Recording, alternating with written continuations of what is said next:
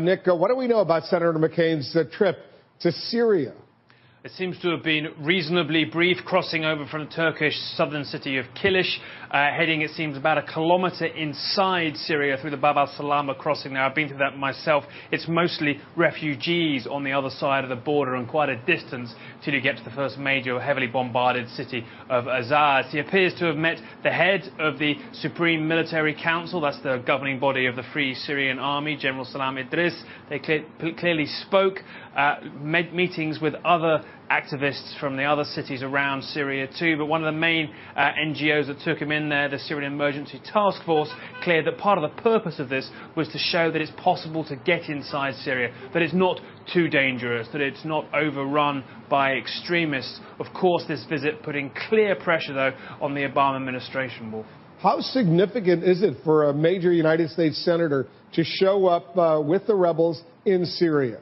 Well, it gives the people he met a degree of credibility. It gives the idea that perhaps there's a rebel-held area in the north that can be dealt with on a diplomatic level. It gives that idea some credibility too. But above all, we're talking about the exact choice of senior US politician to go there. Senator McCain having been the most outspoken advocate of a no-fly zone, of strikes to disable the Syrian regime's air force, of greater assistance to the rebels militarily, stopping short of US boots on the ground. But recently in Time magazine, he was quite clear. He now believes that the costs of inaction outweigh the costs of action. Although many analysts do say the ideal window for a swift and decisive US intervention is long behind us, now this war is dragging into much more of a regional conflict. The US can only get more mired in war.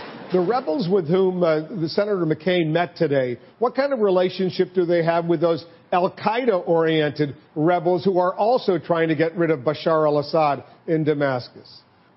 Well, certainly General Idris is considered one of the more moderate parts of the Free Syrian Army, and what we refer to as the Free Syrian Army, for the most part, is not really that hardcore radical fringe like Jabhat al-Nusra, the most frequently referred to al-Qaeda affiliate that's part of rebel ranks. Of course, everyone has to deal with each other at some point, and the Free Syrian Army in many ways has shown gratitude towards the al-Nusra Front for their military prowess on the battlefield. But of course, relations increasingly strained over time, increasing fracturing amongst the ranks of Syrian rebels, and I think really what Idris gets from meeting Senator McCain is a clear dose of credibility. And whilst the civilian part of the Syrian opposition is busy squabbling in Istanbul about whether they'll attend these key peace talks in Geneva, Senator McCain is actually meeting the military leaders on the ground.